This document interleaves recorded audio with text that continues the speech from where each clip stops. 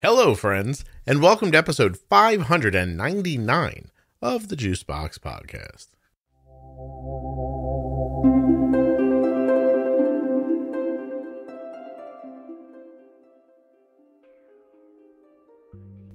On this episode of the Juicebox Podcast, I'll be speaking with Sophia. She is a college student who has type 1 diabetes, and she is here today for your listening pleasure. While you listen to Sophia and I kick it around, please remember that nothing you hear on the Juicebox Podcast should be considered advice, medical or otherwise. Always consult a physician before making any changes to your healthcare plan or becoming bold with insulin. There is so much music left. T1dexchange.org/juicebox. Diabetes Pro Tip episodes are at diabetesprotip.com. And at juiceboxpodcast.com, they begin at episode 210 in the podcast player that you are listening in right now. Please don't forget to subscribe in a podcast player. Please don't forget to tell a friend about the Juicebox Podcast. Don't forget about the private Facebook group, Juicebox Podcast Type 1 Diabetes. There, I used up most of that music. Now we can get to the show.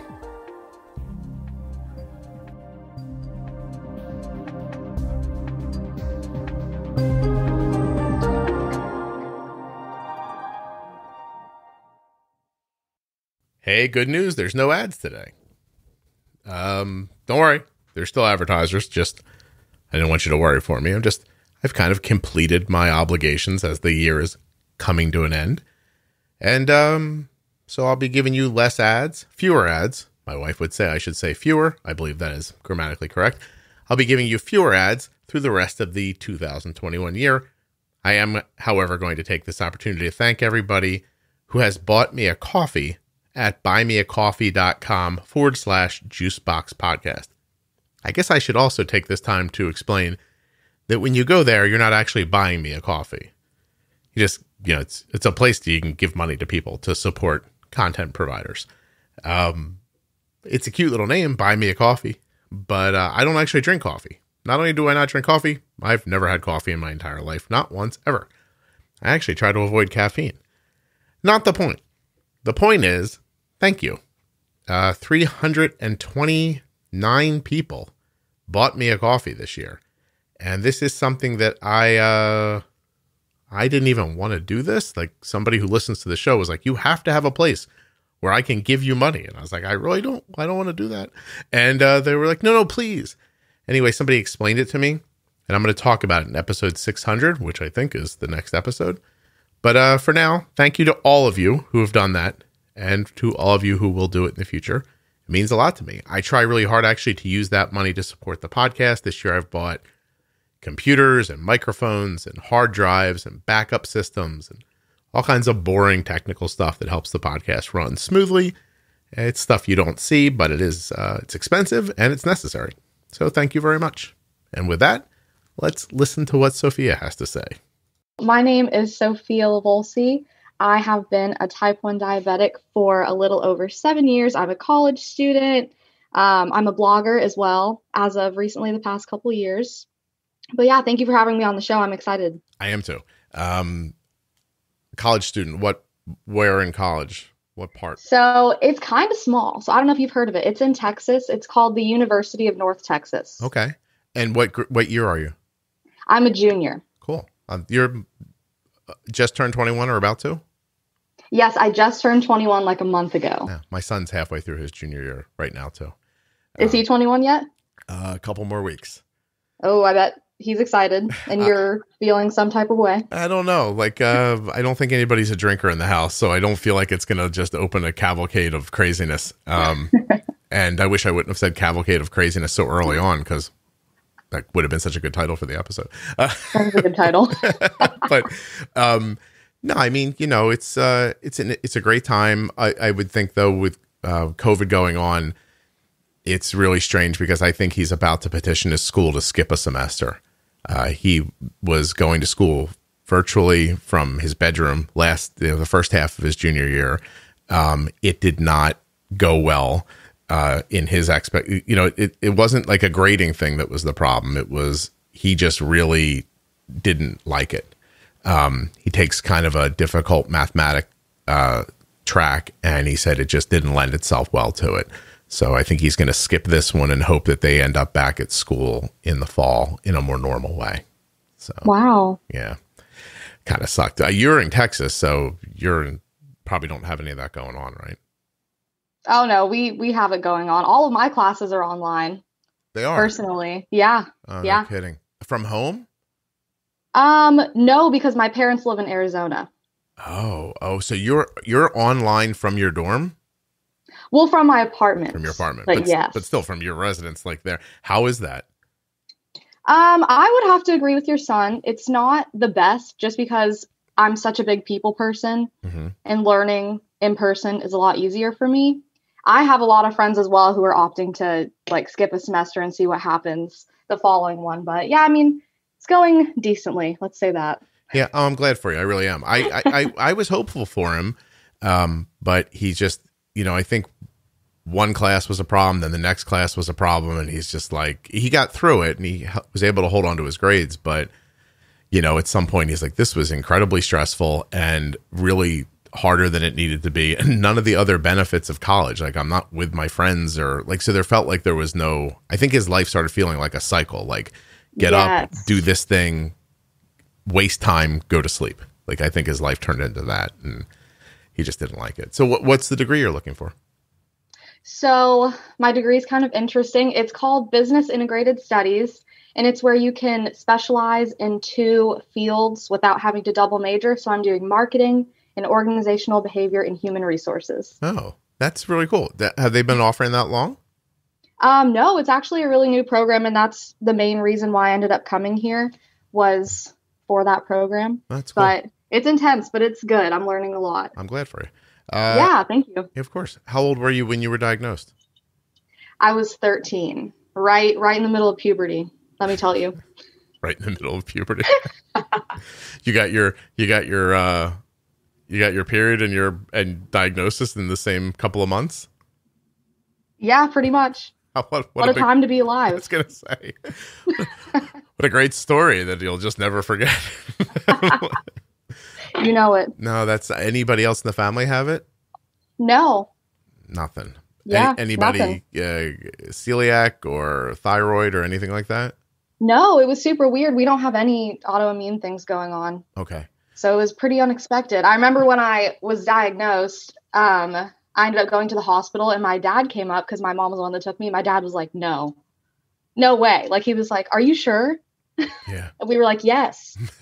We promise they're not lying. They wrote it on the paper already. It's done. We have it. I don't think we can give it back now. What do you remember much of that time? I do remember it pretty vividly. I was in middle school, and it was actually the week of cheer tryouts. And like looking back, that was such like a insignificant time. But when you're in middle school and you're like playing that sport and you're like, oh my gosh, I have to get in, or I have to, you know what I mean? Mm-hmm. Like it means the world to you. Yeah. Yeah. So it was that week. And my mom had called my doctor because obviously I was like peeing all the time, drinking a ton of water, all the classic symptoms. And my mom was like, what's up with this girl? And the doctor was like, oh, she sounds like she has type 1 diabetes. Bring her in the next day. And so my mom kind of had a hunch, but she like didn't obviously want to tell me until we went. And so we went shopping for like my cheer tryout outfit. And I was like, oh yeah, I'm going to look so bomb. I'm going to kill this. And then she was like, oh yeah, but we have to go to the doctor after. And I was like, oh, okay. And then we went, and then it all kind of went down then. But long story short, I still ended up going on the cheer team in middle school. So that was exciting. But yeah, it was just a weird week that week for sure. There was just a lot going on. I'm always, it becomes more and more interesting as the more people I talk to, that a lot of kids who are diagnosed in that age range have a story that sounds like, my mom said we were going to do this, and then just swing by the doctor's office. Like, yes, like they're trying to make it not seem as bad. They're like, oh, we're just going to I swear to you, for a quick visit. I swear to you, I've heard that a half a dozen times from somebody. Like their mom's like, we just got to run out, Piggly Wiggly, grab a gallon of milk. We might drop by the doctor's, see what they say about stuff, and then we'll go home after that. It really is. It must be some sort of a tool that parents try to use to just buy a little more time or deflect a little bit from the seriousness of it or something like that. But what happens when you get in there? Like, were you having a bunch of symptoms? Yes, I was. All the classic symptoms. And then another weird one that I had was water tasted weird. And like, we think it had something to do with just like the ketones and like the weird flavor it gives you in your mouth. You know what I mean? Did it taste metallic or fruity or something? Kind of. I literally just wouldn't drink water. My mom was like, what? But so, yeah, we went in, all the classic symptoms, tested my blood sugar, and it was like 500 something. And then we went in and did the 3 days in the hospital like most people do, learning all the things there is to know. Yeah. Now, I have no medical background whatsoever, but I find myself wondering, like, I know some people describe a metallic taste or a fruity taste, a smell to their breath. I wonder if that's actually something in your mouth, and then you blend it with water, which has no other flavor. And if it doesn't end up feeling like that liquid tastes like something. I realize you and I are not going to get to the end of that idea, but it's an interesting thought, though. Like, it makes sense. Yeah, because it's just so strange that water tasted differently. But I know, that was a weird one. No kidding. So 7 years ago, what kind of gear did you leave the hospital with? So I left the hospital with my little blood sugar meter and pricker, and then just the like vials of insulin. Yeah. I don't know if everyone's had the same experience. Most people I've talked to have, but my doctor basically said you need to like just do standard shots for a little bit, and then you can think about getting on a pump or pens. Mm-hmm. And so I left the hospital with just the standard stuff. Gotcha. And did you basically follow the prescribed course, or did it go differently? I did follow the prescribed course. Yeah. How long were you injecting for? Or are you still? I'm actually back to injecting, but I'm on pens. But for the first little bit when I did the vials, I think it was for around 6 months, I believe. Gotcha. And then you tried a pump. Did it for a while? Yes, I was on the Omnipod, and I love it. I did really like the Omnipod. But I'm one of those people that likes to switch things up. So I ended up taking a break, and then I went back on it. And now I've been on a break for a while again, doing pens. It's interesting you say that, because it took me a while to figure out that there was a personality that happened with. Like there's a certain personality that's like, oh, I did this for a while, then I did that for a while, and I did this for a while. And I used to think like, oh, they didn't like their pens or they didn't like their pump or something like that. But now I come to believe that there's just a certain segment of the population who just likes to change it up sometimes. Is that how you would describe it? That is how I would describe it. I know it's kind of weird because pumps are just so helpful, and they do make life easier for sure. But yeah, I don't know. I like a little change once in a while. What can I say? Yeah, no, I'm just saying, like, at first I didn't see it that way until I talked to enough people. No, I gotcha. Yeah, then I was like, oh, this is a lifestyle thing that happens to revolve around their diabetes like gear a little bit. Like, do you change other things in your life? Like, are you a person who like moves the sofa from one side of the room to the other and stuff like that once in a while? Actually, yes, I am. I did not correlate that until just now, but yes. Yeah, I live with a person like that who you're like, I thought this cabinet was for these. Like, no, it's this now. Where's the thing that was in there? Oh, that's over here now. Why? I don't know. Okay. I just go. We need a change. Yeah, I just go, okay. It's fine with me. That's funny. It doesn't matter to me one way or the other. That's pretty cool. So management wise, are things going the way you expect?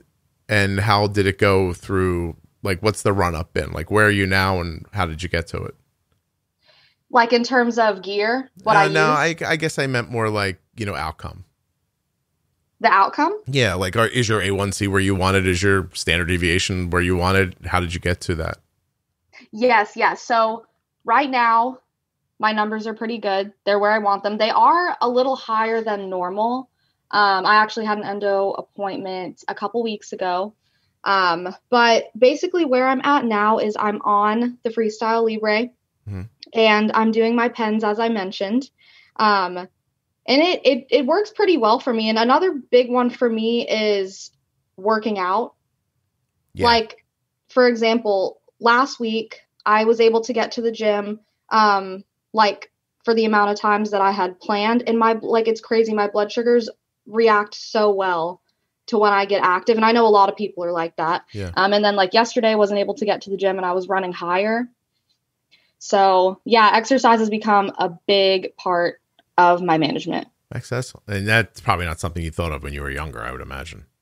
No, it really wasn't. Definitely not. I mean, I was more naturally active when I was younger, but as I've gotten older, like life gets busy. I get lazy. I don't want to go work out. Well, it's funny as you're talking about it, it seems to me that, when you hear younger kids or people who are doing sports and there's like, oh, I can never keep my blood sugar up when I'm active. I wonder if it isn't that there's a sedentary nature to their lifestyle, not sedentary, but a slower nature to their lifestyle that requires more insulin. And then all of a sudden they get up and go do a thing. And then during that window, they just don't need all that insulin. I know that, generally speaking, if your settings are pretty stable, you just don't want to have active insulin while you're being, athletic or active. Yeah. But I wonder, it made me wonder, there's something about the way you just said that made me wonder if that isn't part of what happens during activity. And now that you're an adult, if you keep your activity stable over weeks, then your adjustments to your insulin probably are lower. You probably need less insulin. And at the same time, you don't have as many lows while you're being active because you have that balance between the activity and the insulin levels. Does that make sense? Yes, it does. And I know this isn't speaking for everyone, but that's definitely true for me. Okay. And that is an interesting thought. Diabetes is just so fluid, isn't it? Yeah. There's just so many things to think about. There's so many times where the podcast is so helpful to me because somebody, I don't even, in this moment, I know that 90 seconds ago, you said something that made me put those thoughts together, but I don't even remember what you said. It was just the way you said it that made me think oh, I wonder if that's this. And it's excellent. I'm glad that you're on a good exercise schedule. I would probably need to get on one as well. I know it's been hard, man, with quarantine, all these snacking moments. Yeah. The other night we just made potato chips, made them, started with potatoes and ended up with chips. It took hours because it's not an easy process. And still we were just all right, well, I don't even know if we want to eat them. We just needed something to eat the hours up here in the afternoon. Were they good at least? How did they turn out? My wife really liked them. So anytime she says something positive, I know it's amazing because she begrudgingly says nice stuff to me. So when she's actually being nice, I'm like, this must be amazing. But I liked them. I thought they were, I don't eat a lot of chips, but I had a few and I thought they were really good. That's the other thing. You're making 5 pounds of potatoes into potato chips. Then you take a handful and you're like, all right, thanks. Oh my gosh. It's the weirdest part about being the cook sometimes. You put in all the effort and you just, then you look at it, you're like, I should probably eat all these, but it's not really the way it goes. Okay. So what about the transition from home to college? How did you find that to be? I'm just jumping in here very quickly to say, I hope you're listening to the podcast in a podcast player. And if you are, please hit subscribe so that you get the new episodes every time they come up. Plus, it helps me. Do you understand what I'm saying? I rank higher with more subscribers. Downloads are attractive to advertisers. Subscribe. I think usually on YouTube, they're very slick about it. They're like, don't forget to subscribe and hit the bell. And I don't really know how to do all that. I just really kind of know how to be honest about it. I need you to subscribe. Okay. So if you're listening in a podcast player, hit subscribe, please, or follow. Some of them say follow. Some of them say, I don't know. Everybody's different, but follow, subscribe, tell a friend, etc., etc. Back to Sophia. Thank you. That was awkward. Goodbye. How involved were your parents in your management leading up to you leaving? Yeah, so this has definitely been a big transition for me because I was living with my parents until around a year ago. So it was really interesting in the fact that I moved out in January of 2020 and then COVID happened and everything. So it was just a very interesting year. And I feel bad for my poor parents because they're finally okay, we'll get you ready to move out. And then the world just goes nuts. Mm-hmm.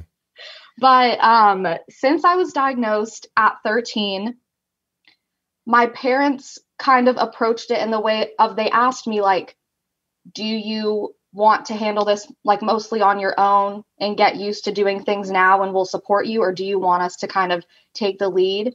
And I decided that I kind of wanted to take the lead in my own management.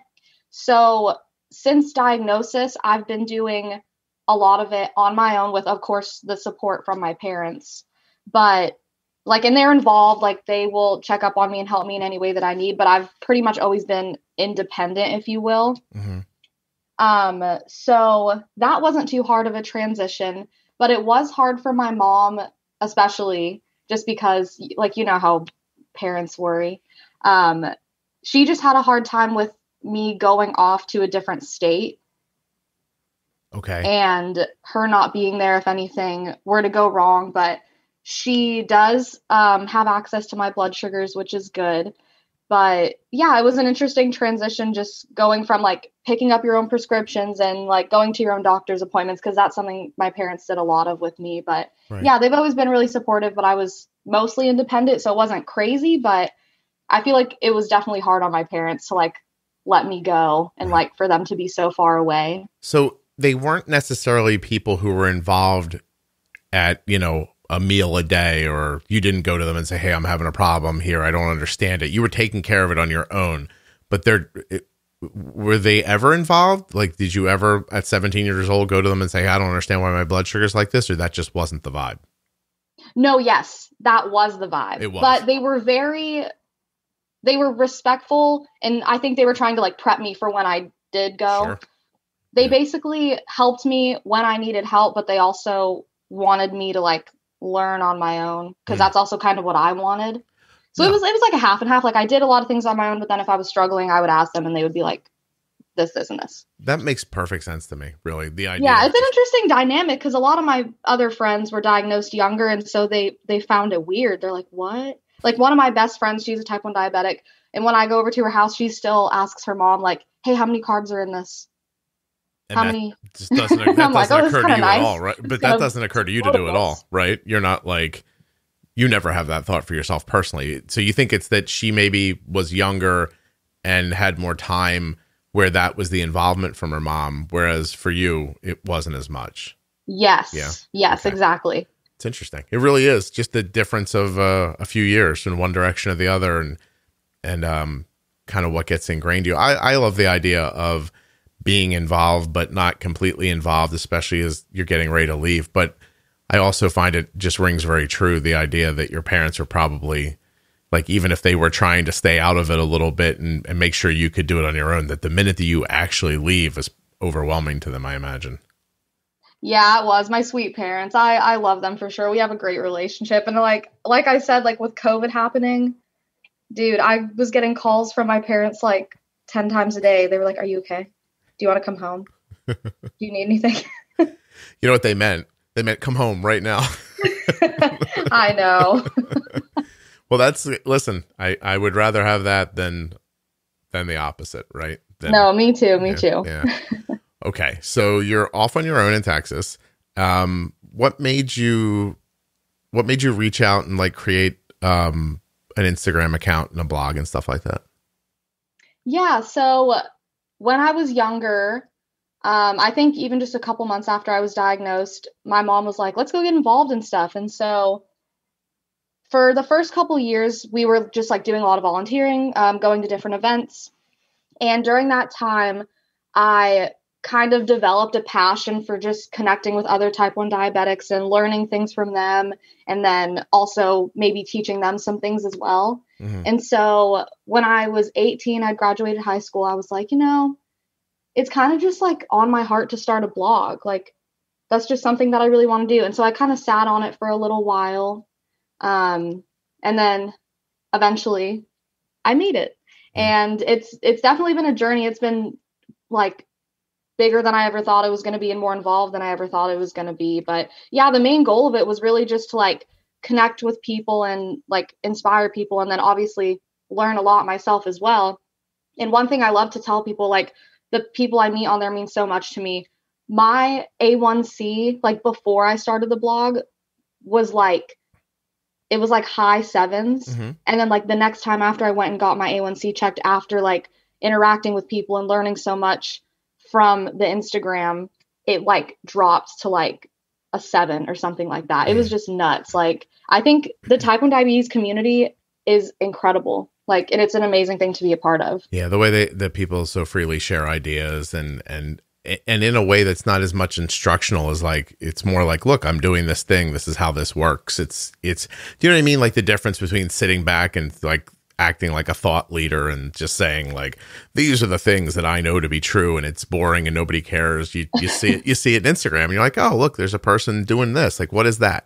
It doesn't take a ton of explanation, and you can kind of like watch them from afar and figure out, this works, I'll try this. And did you ever feel like it gave you something to be accountable to, or is that not part of it? I'm not sure. I would say that's a little bit of it, a little part of it. Mm-hmm. Yeah, but not just not necessarily in terms of posting, but I do have quite a few friends that I like chat to from there on a daily basis. And so I guess just like talking to people on a one-on-one level, like how are you doing? How's your sugars? Like what's going on? Right. But yeah, it is nice because I guess there's a little bit of accountability there. So you said that it ended up being bigger and more, I felt like you said, and more work. So how did it end up being more work than you thought? Oh yeah, I said more involved. And what I mean by that is I kind of started it as just like a fun little account, but then it just kind of got bigger because I mean, I enjoyed it a lot more than I thought I would. And I started like just being more active on there. Mm-hmm. But yeah, and it's just great to connect with so many people. I didn't think I would connect with as many people as I have, I guess. Oh, so it's just like a happy surprise that it reached people, and that took more involvement to connect with them, talk back and forth, and put up I guess content and everything that goes along with it. Yes, yeah. But I'm so glad of how it all turned out. It just blows my mind sometimes. I'm like, man, I thought I was like making a little Instagram account, and now it's just something totally different. Like I'm sure maybe like, you know, when you first started your podcast, obviously it's huge now, you know, like you never expect it to be what it is, I guess. Like, I don't know. Yeah. So Sophia, I have to absolutely say that whether I come off that way or not on the podcast, like if you knew me personally, I'm pretty, this is going to sound odd, but I'm kind of quiet privately. And like I'll start talking if you want to talk, but I'm a fairly kind of quiet person. And I am genuinely stunned every day. Like anytime someone, like using Instagram as an example, anytime the podcast gets tagged in something on Instagram, like my first genuine reaction is always like, oh, like that's amazing that somebody's tagging me. Like I always feel like that. And I do wonder if it's not, you know, like you could get psychological about it, but I just think that I'm trying to do this thing, and it's stunning that it does it. Like it's not I can speak for myself, but I've heard enough other people say this as well. You don't start something like this with the expectation that it's going to ramp up in scope. You just think, I'll do it, like I'm going to do this. And you don't start it for any particular reason. I guess if you're like a business person, you might think I could start a blog and I can build it up and everything. I just never had that thought. So, yeah, it's nice is the best word for it. Like it's really nice when you realize that it's reaching somebody and that they're finding value in it. I know. It is a beautiful thing because you start it just kind of to like dip your toes in, maybe help other people, maybe learn things yourself. And it's just, you know, it just makes you feel grateful. It's just awesome. Like the community is amazing. I love the space. Yeah, I agree. I think that no matter the impact scope for people, whether someone's talking to 10 people or, you know, 20 people or 1,000 people or whatever they're doing, I think that it's all of those people that make the idea of a community a reality. Oh yeah. You know, 100%. Yeah. I tried to make the point recently to somebody, and I don't know how articulate I was about it, that there were some people in the past who thought of like the diabetes online community as certain people, and then everybody looked to them. But I never saw it that way. I always thought it was like, there were certain blogs, for instance, back in the day that were much more popular than others in clicks. But I always thought it was the collection of everybody that made the feeling. So, you know. Yeah, that's a good way to look at it because it's true. Yeah. Like somebody's always going to have more readers, you know, than somebody else. But if it's just them and no one else, it's not a community. It's a content hub, which is fine. Yes. Which is nothing wrong with it. But I'm just saying, like, when you have somebody out there who's earnestly putting in the effort to a Facebook page or an Instagram account that has 5 people looking at it, they're still putting in that earnest effort. And there's an energy about that I love. So I don't know if that makes any sense. Yeah, that's a good point. Yeah. Well, so you're doing that, and that sounds like it's working out like very nicely. It's giving back to you, and you're giving back to other people. It's terrific. Is there something specific you wanted to come on the show about, or what was the reason for reaching out? I don't know. I guess back in the day when I was kind of involved in a lot of organizations like I was mentioning before, there was one summer when I was interning at JDRF, and that was kind of when the idea really came to me. Like, okay, I really want to like do something. And I remember kind of looking at podcasts because the drive from my house to where the Dallas office was like almost an hour in rush hour. So I was like, okay, I want to start listening to something. And so during that time on my way home, I would listen to your episodes. And so I don't know, like just when I know when I reached out to you, it was like a couple months ago now, but I was kind of reflecting on it like, man, during that time, what I was listening to was the Juicebox when I was really like buckling down on, okay, what do I want to do? So I don't know. I just kind of wanted to come on here and just, I don't know, yeah, like, I don't know if there was anything I could share with anyone that would like help or whatever. I don't know. Well, that's a common feeling for people who reach out, that they just are hoping to say something that helps somebody else. And I like that there's no like plan behind it, that you're not like, yes, I do have a list here, Scott, of things that I wanted to go over. I like the free flowing nature of a conversation like this. So in your opinion, what do people who have diabetes who are, were where you were even a few months ago, or maybe struggling, significantly, like what's the building blocks of what they need in your opinion? Could you repeat that? I think it cut out a little bit. Oh, geez. No, don't worry. I'm just wondering what you think the building blocks are for people who are struggling or trying to do better. Like, what is it they need to know in your opinion? That is a great question, because I feel like it's interesting because a lot of people I connect with men in my life as well, everyone's so different. Like just diabetes as a disease is so different for everyone, and people definitely need different things to be successful. But one thing I would say is having a community of some sort, whether it's your friends, your medical team, like the Instagram community, your family, whatever. I do think that's a really important piece of the puzzle that a lot of times people will not focus on as much, because it can be really easy to get caught up in, oh, I need to have this number. Oh, I need to do this to manage my diabetes perfectly. But like you said, like, it is nice to have that accountability and like ideas from other people. Like my management changed completely when I like started having a community, Yeah, no, I see that happen so frequently that it can't be, I couldn't possibly deny what you said as being true. It's at some point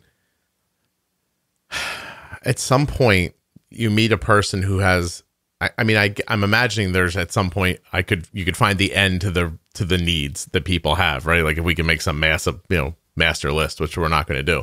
But I think that I've tried to like narrow it down to the most common things that I see people ask about or struggle with, and hoping that you can give them a lead in. There were some people who are afraid of insulin. Some people don't even think of it as the insulin they're afraid of. They think they're afraid of the lows. And those are two, basically the same thing, but they're thought of two different ways. There's some people who just don't understand, how insulin works. And, you can tell people like, hey, I think pre-bolusing is important. It might not be for everyone. Like some people might need a 5-minute pre-bolus, where some people might need a 10-minute, and some people might need more and more. I think that the blockade to reaching those people in the past has been that everyone wants to say something that covers everybody, and you just can't do that. So you can't say something actionable that will answer every person's need. So what I've tried to do is just say, look, at its very core, I think if you get your basal insulin right, if you understand how your meal insulin works, if you understand how different foods impact your blood sugars, if you try to stay flexible, like, these sort of more simple ideas, I think that has the best chance of reaching the widest group of people. Because when you try to start drilling down, it's just nearly impossible. And not that somebody couldn't do it. Like you could say to yourself, like, I'm Sophia and I'm going to make a blog about people who only need to pre-bolus 5 minutes before they eat. But then how do you find those people to, like, let's say your information was rock solid on our topic. How do you then find those specific people so that they can find the specific information?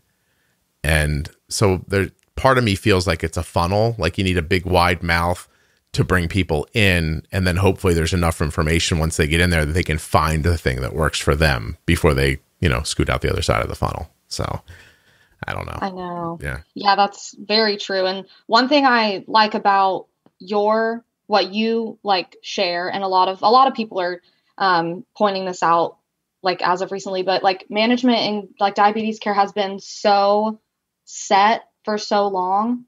And it's just nice to see like, oh, I can pre-bolus like 15 minutes before, even if someone has to do it 5 minutes before. And even if my doctor has never told me about that before. Yeah. Like there's just a lot of great information coming out in this day and age as well. Like it's just cool. I can't imagine being a diabetic like even 20 years ago. Like when I think about it, it blows my mind. Just alone is the first word that comes to my mind. Like people must have felt so like disconnected from everything.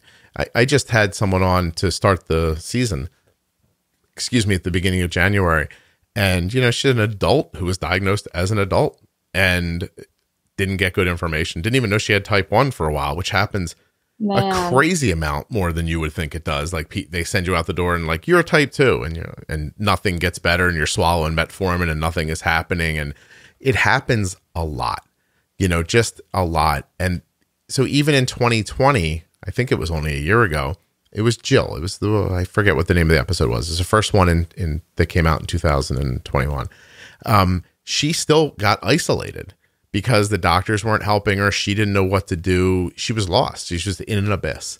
And she was able to dig her way out through, I think she said she found a couple of YouTube videos. She found the podcast. She did a couple of things and she finally found a better doctor. But to your point, 20 years ago, there's no podcast, there's no content, there's no, again, maybe you would, 20 years ago, you're not even finding a blog, honestly, probably, so, what did those people do except, struggle? It's terrible. Oh, terrible. Yeah. It's a terrible thought. Really but hey, they made it through. They're awesome. I love hearing stories of people who are like, yes, I've been a type 1 diabetic for 50 years and I'm still going strong. Like, man, that is some inspiring stuff. No kidding. It really is, especially like I've talked to people in their 60s, who are diagnosed as children. And it's funny you ask them questions and I don't even think they know how they got here. They're just like, the doctor told me to do it and I did it. You know what I mean? Like it is really interesting. It really is that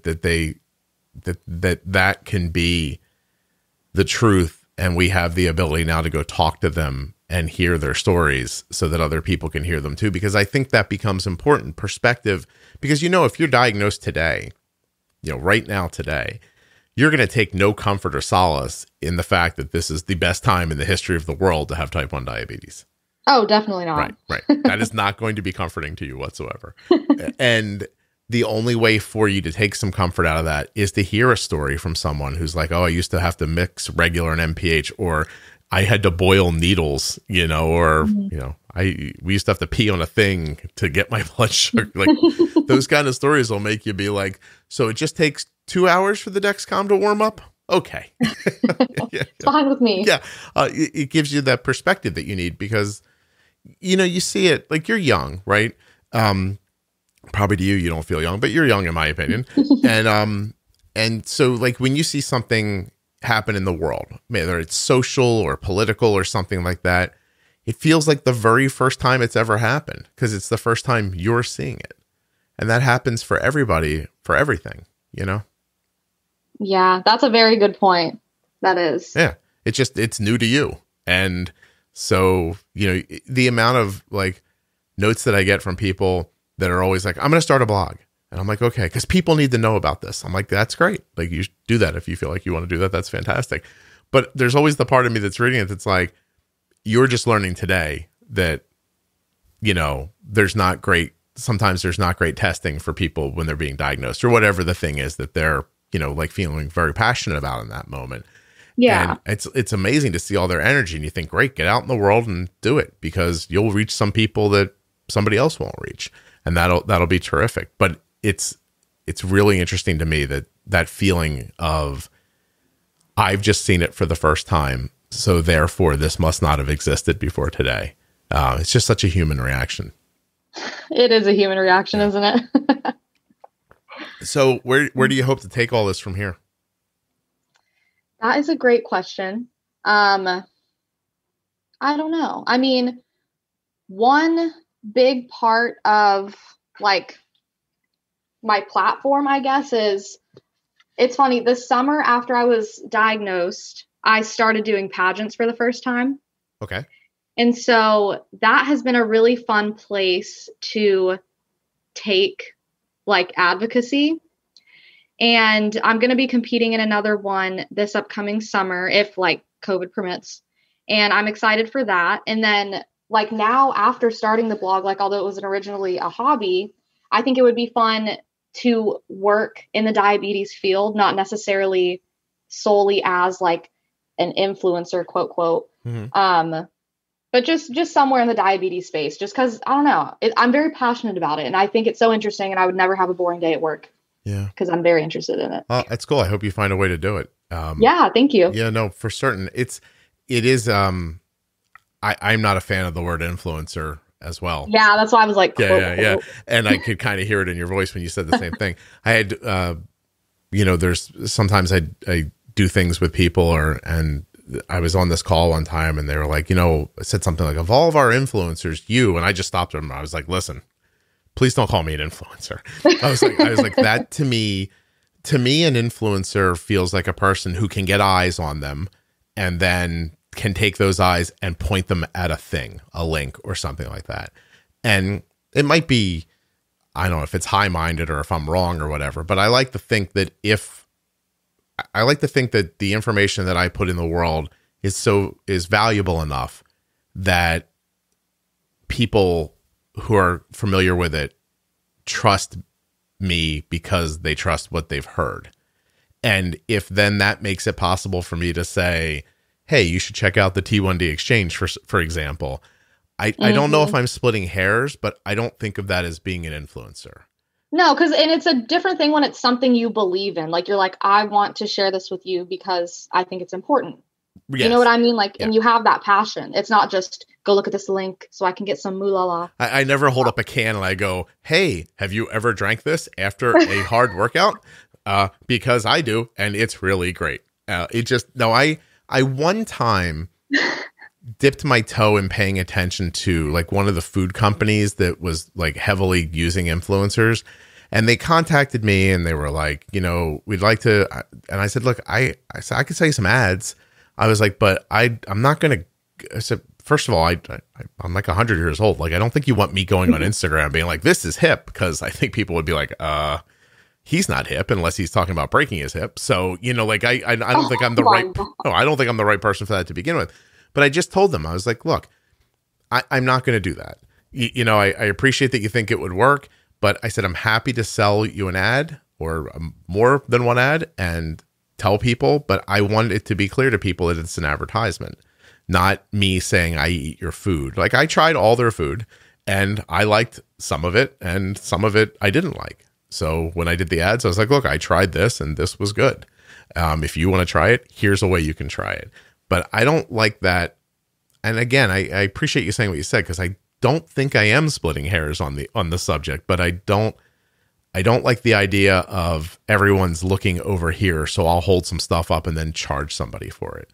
Like, I don't know if that's I don't know. Like, I can't even tell as I'm saying. I know how I feel about it, and I know that I'm both passionate and resolute about the idea, but I don't know that I can explain it exactly. It's just a vibe, and I don't like that vibe for some reason. Yeah, no. What you mean is coming across. Does it? But, thank you, because I don't have the words. Yeah, and also, can I just say though? Please. I was thinking about this when you like started on the topic of like doing ads. If you did do an ad, like, I just feel like it would be hilarious. Like, if you had like an Instagram video for something, like, in your honesty, you'd be like, yeah, I tried this food. It was all right. You might like it. I definitely didn't. I'm just imagining it right now. I feel like it would just be hysterical. Well, I have to tell you that in my heart of hearts, I think that's the most direct way to people is through honesty. And I just think that a company like that wouldn't be up for you saying, hey, their pizza's great, but this enchilada is shit. It's like, I don't think they'd be up for it, but I think the honesty would drive more people than you think, so, and I do feel lucky too, that the show is sponsored by brands and companies that I can 100% like stand behind. Like, I would be mortified if I was in a position where I'm like, I have to take an ad from a meter, for instance, but I've never used this meter before, but I'm going to hold it up and say it works. I don't know that I could bring myself to do that. I'm happy to not have to find out if I could, but I don't think that I could. So yeah, that's the thing. There's not a lot of people in the space like this. Like, I can't even really think of anyone, but it's just being genuine. Like, you actually use what you share. I actually use what I share. Like, it's just being real about it. Yeah. No, I hear it. I really do. And, I've heard people make the argument that, you can't do that. You shouldn't do that on Instagram because you're using your platform to move people for companies and all that stuff. And I can't speak to that. I don't know what it's like to run a very popular Instagram account. But I can tell you that for the podcast is a full-time job. And if I didn't take ads, there wouldn't be a podcast. And that's not just lip service to make you feel better about there being ads in the podcast. I have a life and I have bills, and this takes up a lot of time. And that's a fair point too. Yeah. Yeah. And I think people now, I can't believe I'm going to say nowadays, because I don't like the phrase at all. But I think in the space we're in right now, people online understand that. And like, I've seen my kids get that. They get that they're watching something, somebody made it, and you know what, an ad's going to pop up in the middle of it, and that's the price I pay if I want to watch this.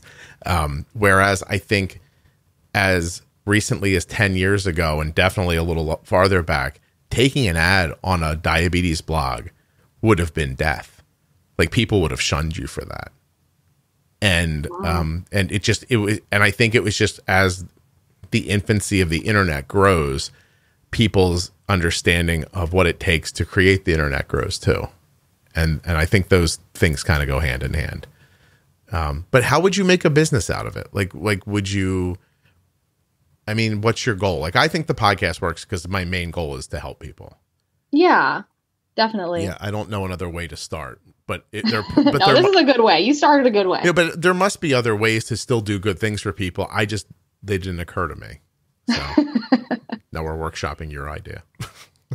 Oh my gosh. I mean, I don't know, because definitely helping people is a big goal for me. And then, like, another side note, personal goal is I want to enjoy what I do, and I definitely enjoy being involved in the diabetes realm. But I don't know. I mean, I've thought about maybe going to work for like maybe an organization or a company that makes certain things. There's definitely some organization and companies that I would not work for. Like, there's a select few, or I don't know. I'm still trying to figure it out. I have like a year and a half, so hopefully I can figure it out before then. Well, that's cool. So you graduate. So you could take this like blended degree that you're getting and work in marketing for like a small org all the way up to a company that's, selling glucagon to people, and that you might be able to find value in that. I know my wife's worked for a number of different companies along the way, and when she worked for one who made diabetes stuff, she said it felt more fulfilling to her than when, like, and it was just random that she ended up somewhere where people made diabetes stuff. But, she's like, it feels a little more important when you go to work and it's helping Arden and people like her. And, so I think there's a lot to that. And I can't agree with you more, like, about wanting to go to work and feeling passionate about it. That is, that's definitely, should be everybody's goal if they can make it happen. Yes. Agreed. So you're going to stay in the Texas area, or do you think you'll move around the country? That is a great question. I feel like I would probably only live in Arizona or Texas unless like something crazy happened. Like, if I did get like an amazing job offer and it was exactly what I wanted to do. But I don't know. It's crazy, man. Like thinking about all these things now that I'm kind of getting towards the end of college. I'm like, man, I got to start thinking about these things, but Yeah. it's exciting. But I'm a pretty fluid person. I mean, I change insulin methods. I move my couch around, so who knows what'll happen. When you started college, obviously coronavirus, COVID didn't exist in your mind or anyone's mind. It existed. We just didn't think about it. Different COVIDs. But now that it's here, how much of that decision making do you feel flavored with this new reality? Is it part of all your decisions? Or not? I mean, it's somewhat part of them, but I'm a very look on the bright side person, and I'm like, maybe by the time I graduate, COVID will be gone. But I know the world will never be the same. But it's like a small portion of my decision making. But no, that's fair. I just was very interested because of your age, like specifically, because you're not your parents who are worried about you. You're literally thinking about yourself, which is valuable. And obviously is the way it should be. I'm not saying you're just like focused on you. I'm saying that you're the part of your life where you're thinking about, what am I going to do for a living? And will it be something that I enjoy and all that stuff? And I was just wondering how much of it was like, well, I would move, but I don't want to move during this but I like that it's going to sound strange, but I like that it's not a big part of your thought process, because I think you have to live like it is going to be taken care of by a vaccine, hopefully.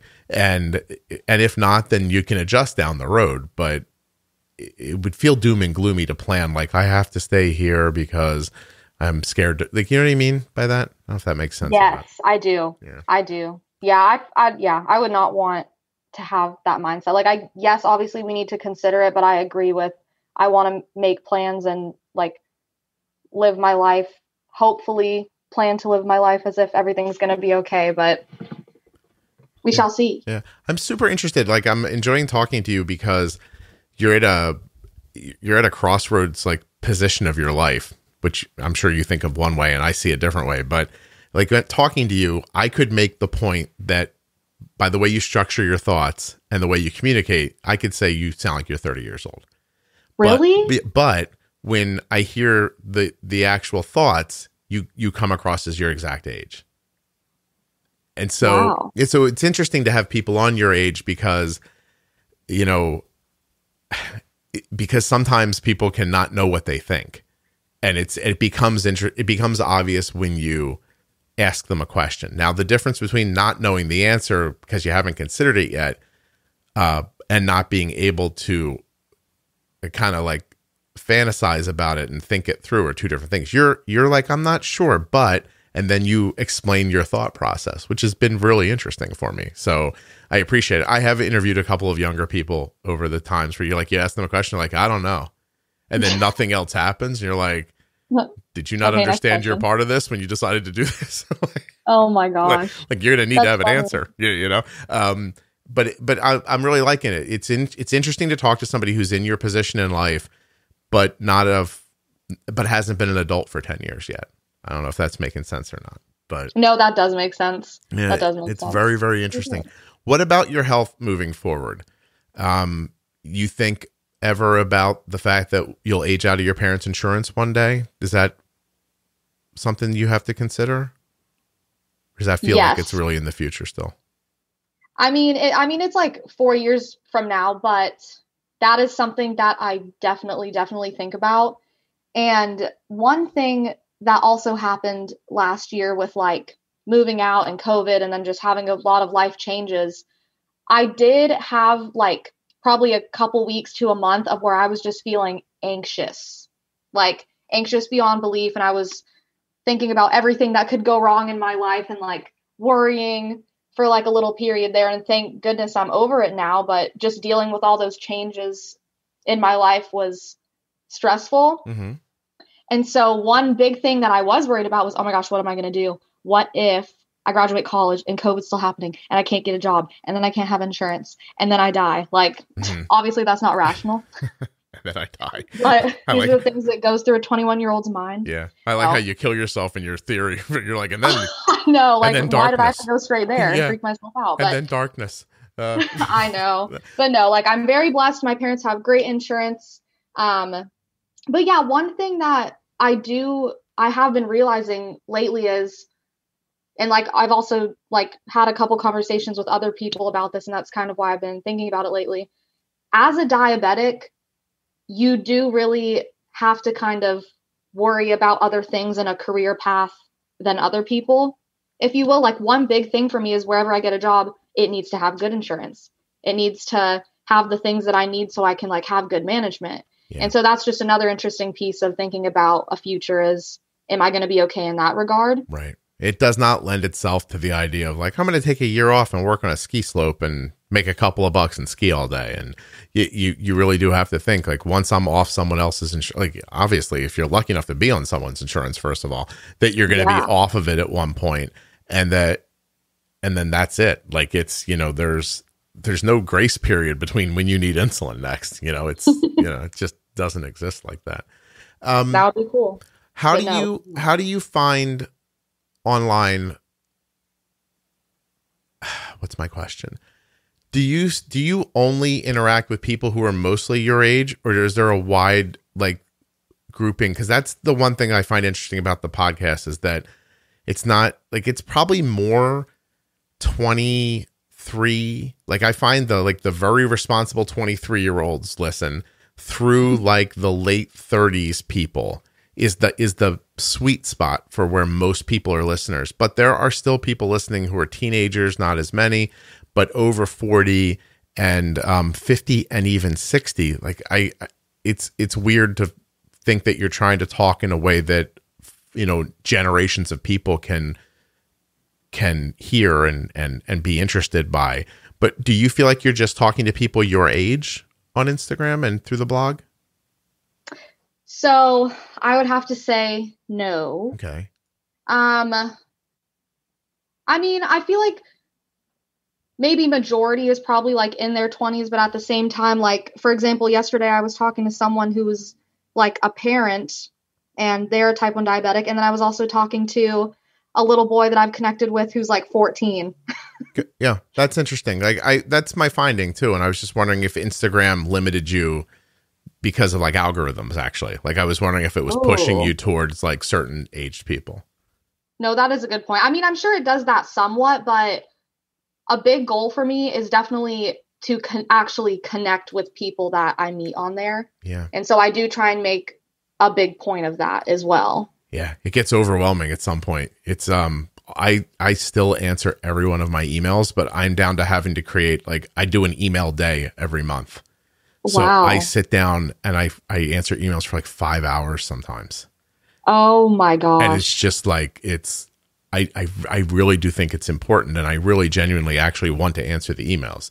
But I don't know. I feel like at one point I noticed when I was, first doing this, there were people who had some popularity, and you'd get these like bounce back emails that were like, hey, I'm sorry, we answer as many emails as we can, but blah, blah. And I was like, oh, like, I don't ever want anybody to get that from me. Yeah. You know what I mean? Like, I value your opinion, but I'm much too busy to answer you. Like, I just don't want that. Like, I don't ever want that vibe to be associated with me. And I really am trying my best. I struggle more.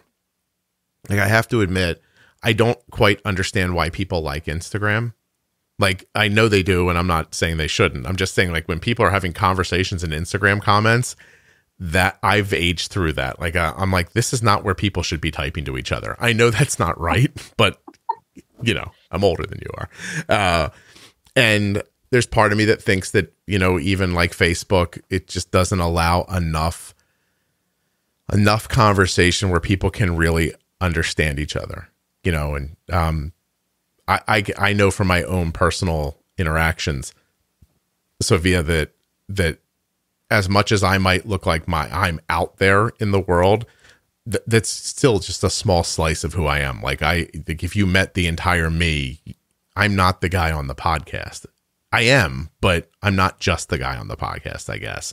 And then Mm-hmm. you get kind of like, it's scary to think that people could just see you as one thing, but you sort of have to just give it away. You sort of have to be like, okay, I guess this is how I come off to people, and I guess that's who I am to them. Do you ever think about that idea of like what it's going to be like, what it's like when you're on Instagram, that you really are opening yourself up to people's interpretations? See, you're in a different generation. You probably don't give a shit about that. I mean, I have always been the type of person to not really care, if you will. Like, I remember being younger and I got my first phone, and my mom finally let me get a Facebook, and I just was taking like the ugliest pictures of myself on purpose because I thought it was funny and posting them. And my mom was like, why? Literally, why? And I was like, I don't know. So I've always had that personality that's kind of just, I let things roll off my back and I don't mind being myself. Yeah. It can be kind of scary though when it gets to the level of, okay, there are a lot of people looking at your stuff, but I don't know. I mean, yeah, like obviously I share a lot on there, but I agree, like unless someone meets you, they're not going to really fully know who you are. But in that, I mean, I just understand that. I hope other people understand that. And then I just continue to be myself on there and share the things that I think are beneficial to that page and hope for the best. Yeah. I do my best to really, if I get feedback that's not positive, I really do my best to look at it and think, is there something in here that I maybe I should, like, maybe I'm, even if I don't feel that way, am I coming across a certain way, or am I really like that and I don't recognize it? It's, I think it's easy for people to critique from the outside, but they're not, they'd think it differently if they had recorded 500 hours of content and put it out there for people to listen to. You'd recognize all of a sudden that you're not always at your best, that you're not, I'm saying that, I'm not trying to say, pity me or you or people who put content up, but there's more to it than would meet the eye, I guess, more impact on your side of it. So, I think it's genuinely generous of people who are willing to take that risk to share with somebody, hey, I really think you should pre-bolus, and who doesn't at the end of it say, and for just $75 a month, you can join my group that'll teach you how to pre-bolus on your own. That kind of thing. Like, if you're doing it as a business, it's a business, and I couldn't I couldn't argue that the podcast is a business because it makes ad revenue, but I really wish people knew me like as personally as they could, to know that I don't do things for those reasons. So if this stopped being valuable to people, even if it was still making ads, I would stop. I wouldn't have the heart to keep doing it. So I don't know. I don't know what I would do next, but I definitely couldn't just churn this out to get paid. I don't know. You seem like a really decent person. That's why I wanted to have you on. I like what you do. And it just seemed like it would be nice to shine a light on you a little bit. So please don't please don't put a plan on your blog next week after this comes out and you're like, hey, for just $50 a month. Wouldn't that would be hilarious. You know what? Terrible. Maybe I would laugh. Maybe I'd be like, huh, she played me pretty good. But oh yeah, no, did I first tell you I'm starting a group? Yeah, right after you put my episode up. I'll tell you that part of my job has become to weed out the people who just want to sell something. I'd love to be on your podcast, and I actually have to dig through and do my best to infer from a distance what their intention is. And so it's not always easy to do, and it's time consuming sometimes too. And it's definitely not something I want to be involved in, but it just occurred to me a couple of years ago that once the podcast hit a certain point, that people were like, I want to come on because I really care about people with diabetes. And then they'd come on, and the first thing they were like, well, I have this thing. And I'm like, oh God, I didn't recognize that would happen either. I was not prepared for that, honestly. Wow. I never really thought about that, but yeah, you would have to be on the lookout for stuff like that. I didn't really think about that. Yeah. I have a lot of weird jobs. I have the be on the lookout for people trying to use the podcast to reach people so they can sell something job. I have the figure out who a Facebook scammer is to try to keep the Facebook group clean. I never thought that would be a skill. I can almost look at a Facebook thing now and I go, that's not a real person. And before, that's a skill right there. I before did not have that skill, but if you look at enough of those, of the fake accounts, they follow, like, and then every once in a while I've made a mistake. Like last week, I just said no to somebody and I got an immediate email and the guy's like, hey, my kid was just diagnosed with type 1 diabetes and I got rejected from the Facebook page. And I said, I emailed him back. I said, your Facebook page looks like a bot account. Like you have to, like, you didn't look like a person. And I'm like, I'm really sorry. I'll let you in. Like just by the fact that they emailed me, I was like, all right, well, obviously this is a real person, but you know, it's weird. And the algorithm kicks them back at me from Facebook. It's like, it basically says, look at this one, look at this one, look at this one, because the algorithm thinks it's not a real person. Anyway, that's not something I thought I'd ever be involved in, Sophia, is what I'm trying to say. And I take no joy from, at all. Tell me if we didn't talk about anything that you wish we would have. I don't think so. I don't know. I'm trying to think about anything else. Like I work part-time, which I feel like isn't that interesting. We touched on pageants. We touched on the blog and everything.